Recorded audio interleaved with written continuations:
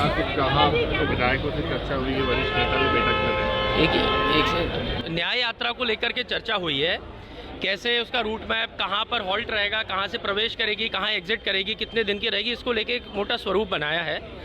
और एक तरफ भारत के प्रधानमंत्री जी हैं नरेंद्र मोदी जी, जो अपने मन की बात तो बोलते हैं रोज़, लेकिन जनता के मन की नहीं सुनते हैं। दूसरी ओर हमारे नेता राहुल गांधी जी हैं, जो जनता के बीच में जाएंगे और जनता के मन की बात सुनेंगे।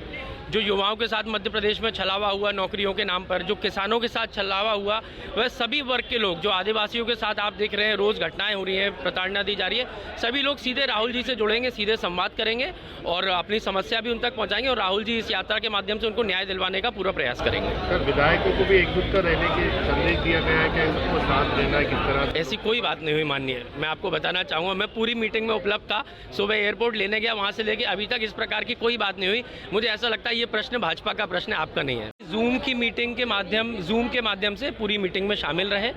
उन्होंने इस राहुल गांधी जी की न्याय यात्रा को लेकर भी अपनी बात रखे, महत्वपूर्ण सुझाव दिए।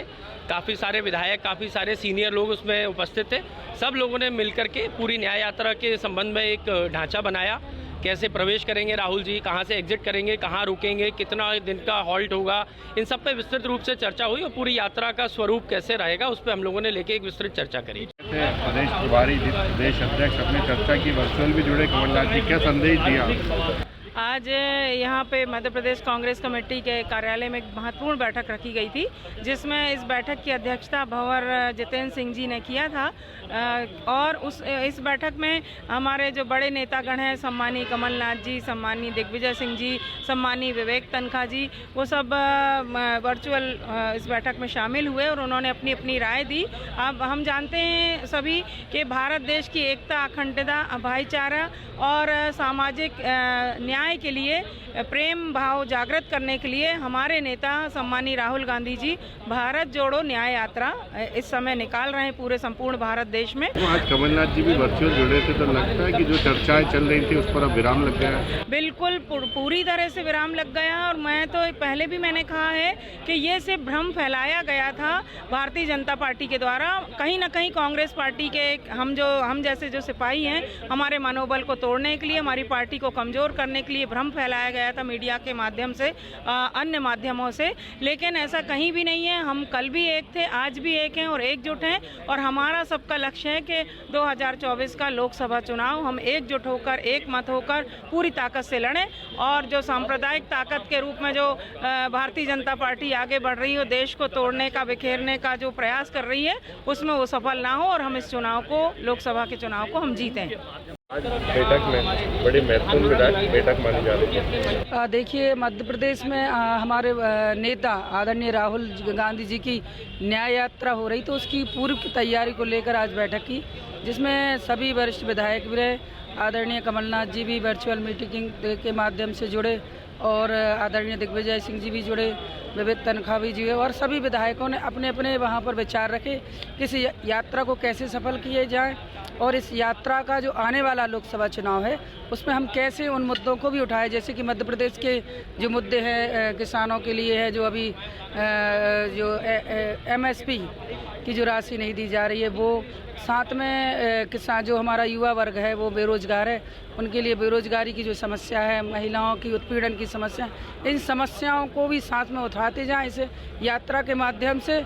और जो मध्य प्रदेश में है और जिस क्षेत्र में समस्याएं हैं उसको लेकर आज बैठक रखी गई। रहने की बात रही कि सब मिलकर हाँ, सभी ने बिल्कुल, आदरणीय कमलनाथ जी, आदरणीय दिग्विजय सिंह जी, हमारे मध्य प्रदेश के प्रदेश अध्यक्ष आदरणीय जीतू पटवारी जी, प्रभारी हमारे भंवर जितेंद्र प्रसाद जी, सभी ने मिलकर इस यात्रा को की तैयारी के लिए बिल्कुल वहीं सब लोगों ने, जब एक जो हमारी आदरणीय राहुल गांधी जी की जो न्याय यात्रा है उसको सफल बनाने के लिए सभी जो वरिष्ठ विधायक हैं वन टू वन चर्चा की गई कि कैसे हम लोग रखें। हम लोग को डर तो नहीं कि कोई विधायक पार्टी ने छोड़ दिया? नहीं, बिल्कुल भी नहीं है। ये तो सिर्फ मीडिया का बनाया हुआ भ्रम रहा और जो अब टूट भी गया है। और सारे लोग, मध्य प्रदेश के लोग, पूरे देश के लोग जान चुके हैं कि भारतीय जनता पार्टी मीडिया के माध्यम से भ्रम फैला सकती है, लेकिन सत्यता कुछ और ही है।